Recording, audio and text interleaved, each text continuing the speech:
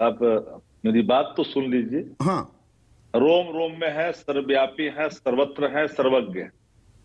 इस पर कोई सवाल पैदा हो ही नहीं सकता।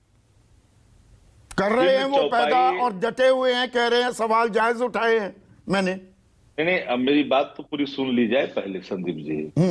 जिन चौपाई और जिन दोहों के संदर्भ में उनकी अपनी जो राय उन्होंने प्रकट की है, वो उनका राय खुल करके सामने आया। आपने उनके राय से जगदानंद सिंह जी के संदर्भ में आपने जोड़ा। जगदानंद सिंह जी ने कहा कि हम कमंडलवादियों के खिलाफ लड़ेंगे। एक बात स्पष्ट तौर पर हमारे नेतृत्व की मांग है कि जो आस्था का केंद्र है उसमें सबकी आस्था है, उससे आस्था से अलग होने का सवाल ही पैदा नहीं लेता। लेकिन जब कोई शब्द, जब कोई लाइन मानव मूल्यों को विखंडित करता है और वहां पर कोई सवाल पैदा होते हैं, तो उसका हल भी निकलनी चाहिए। और जो उनको मन में संशय है, वो संशय का एक चौपाई के आधार पर पूरे रामचरितमानस को नफरत फैलाने वाला ग्रंथ आप घोषित कर देंगे? नहीं नहीं, और फिर जगदानंद सिंह का आप जिक्र कर रहे हैं, वो कहते हैं कि गंदे लोग ही चंद्रशेखर के बयान की निंदा कर रहे हैं। देखिए, रामचरितमानस कदापि नहीं नफरत फैलाने वाला ग्रंथ हो सकता है। किसी एक छंद और एक चौपाई और एक अंश को लेकर करके हम उस पर कोई सवाल खड़े नहीं कर सकते। ठीक है, तो गलत कर रहे हैं चंद्रशेखर, वो सवाल उठाकर गलत कर रहे हैं और अपने बयान पर कायम है। शक्ति भाई, संदीप जी प्लीज, संदीप जी, पूजे ही विप्रशील गुणहीना, सूद न पूजे ही चतुर परमीना।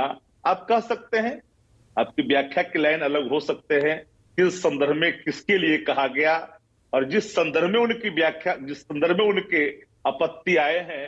कुछ धार्मिक लोगों का मत है कि कागभूसुंडी और गरुड़ का प्रसंग है। अलग अलग व्याख्या कई रूपों में आया है, जहां पर उनका संशय है कि भाई जो नीच है, कुलीन तो संशय का निवारण आप ही कर दीजिए। संशय का निवारण नहीं हो पा रहा ना, वो अपनी बात पर कायम है और वो मंत्रिमंडल में भी कायम है। जेडीयू को कहना पड़ रहा है भाई ये तो आरजेडी को फैसला लेना है। तो आपका फैसला तय है कि चंद्रशेखर जो कह रहे हैं सही है और वो मंत्रिमंडल में भी रहेंगे। दो बातें मैंने कही संदीप जी। मैंने कहा रामचरितमानस में मेरी आस्था है, सनातन धर्म की जो व्याख्या करते हैं, सनातन कर्तव्य भी है, सनातन आचरण भी है, सनातन सरोकार भी है, सनातन सत्य भी है। लेकिन जिन सब करोड़ों की आस्था जिन धर्मों के प्रति है, धर्म ग्रंथों के प्रति है, उससे हम अलग राय नहीं दे सकते। लेकिन हाँ, जहां आपके मन में कोई बात, जहां मानव मूल्य विखंडित होता दिखे, लगे कि एक नफरत का भाव भरने की कोई कोशिश कर रहा है, वहां पर अगर कोई संशय का सवाल खड़ा होता है, चूंकि यह पूरी तौर पर अकबर के समकालीन ये जिन रचनाकारों ने रचा है, अवधि किया है पूरे रामायण का, उसमें एक अंश पर कोई बात अगर आई है तो वो अलग विषय है। वो अलग विषय है, वो जायज सवाल उठाया है। या दरअसल शक्ति भाई देखिए, खेल ये है, हम सात साथ हैं, मतलब 7 दल 7 तो हैं, आप सबसे बड़े दल हैं। जब गाज गिरने की, मंत्री हटने की बारी आती है, वो हमेशा आप ही के खाते में दर्ज हो जाता है। वो सुधाकर सिंह हो, कार्तिक सिंह हो, तो अब चंद्रशेखर भी, भैया आरजेडी ने ही ठेका लिया अपने सारे मंत्रियों को बर्खास्त करवाने का। क्या ये भी खेल हो रहा है? एक बात मैं बता रहा हूं संदीप जी, तेजस्वी यादव एक ऐसे व्यक्ति हैं जो अपने कर्तव्यों से कभी चूकते नहीं हैं।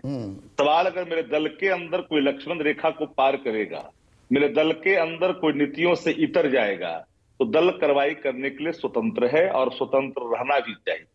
हम जिन आइडियोलॉजी के आधार पर हम आगे, हम ठीक है, हम समतामूलक समाज की बात करते हैं, पिछड़ों की बात करते हैं, चाहे वो किसी जातीय धर्म का पिछड़ा हो, किसी वर्ग का पिछड़ा, अगर उसकी हम उन्नयन की बात करते हैं, उस रास्ते में अगर कोई छद्म राष्ट्रवाद सामने आता है, कोई नफरत सामने आता है, उसकी हम अलग व्याख्या जरूर करते हैं। लेकिन उसके बावजूद भी हम जिन ग्रंथों के संदर्भ में हमने, आप मेरे सवाल से कन्नी काट रहे हैं। मंत्रियों की बर्खास्तगी सारी आरजेडी के खाते में दर्ज क्यों हो? क्या इस बात की पीड़ा भी आप महसूस करने लगे? और साथ ही साथ ये बात भी कि भाई सबसे बड़ा दल तो आरजेडी है। अब मैं उपेंद्र कुशवाहा के, एक मिनट सुनिए ना, थोड़ा क्रोनोलॉजी समझिए फिर जवाब दीजिएगा। जी बिल्कुल, मैं समझ रहा हूं। उपेंद्र कुशवाहा जो जेडीयू के बड़े नेता हैं, अब वो तो ये भी कहते सुने गए हैं कि भाई 4-5 महीने बाद तेजस्वी यादव को मुख्यमंत्री बनाने की बात थी, उप मुख्यमंत्री मुझे बना दीजिए, तो वो तो 2025 तक के लिए मुलतवी कर दिया गया। मतलब आरजेडी को कोई फायदा ही नहीं हुआ। ये बात आ गई और इसीलिए अब आप अड़ गए कि चंद्रशेखर ने एक चौपाई की बिना पर ही जो बात कही वो जायज है, हम तो इनको रखेंगे। खेल यहां हो गया। नहीं, एक बात तो स्पष्ट जान लीजिए आप, गठबंधन किसी मुख्यमंत्री और उप मुख्यमंत्री के शर्त पे नहीं। गठबंधन जिन सवालों को लेकर के बना है वो सवाल आज भी सामने है यक्ष प्रश्न के रूप में, उसका हल हमारा कर्तव्य है। और उन कर्तव्य के निर्वहन में चाहे जो भी कुछ होगा, जिनकी अगर जौन भी चीजें करनी होगी वो होगा।